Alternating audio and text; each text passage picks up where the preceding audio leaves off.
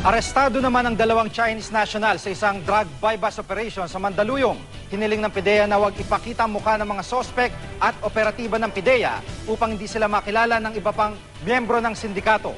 Si Dante Perelio, Naka-Alerto, 24. Sa coffee shop sa isang mall sa Mandaluyong nagkasundong magkita ang poser buyer at drug pusher kagabi.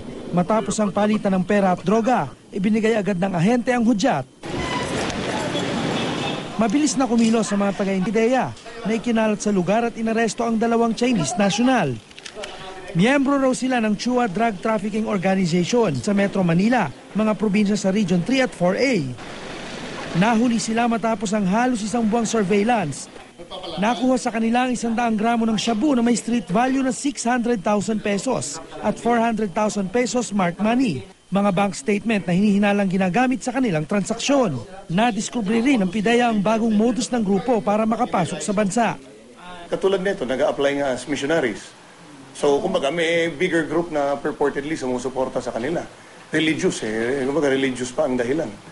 So, imbestigahan din natin yan kung bakit gano'n ang nila, may bago silang style ng pagpasok. Iniimbestigahan na rin ang posibilidad na chemist sa shabu laboratory ang isa sa nahuli.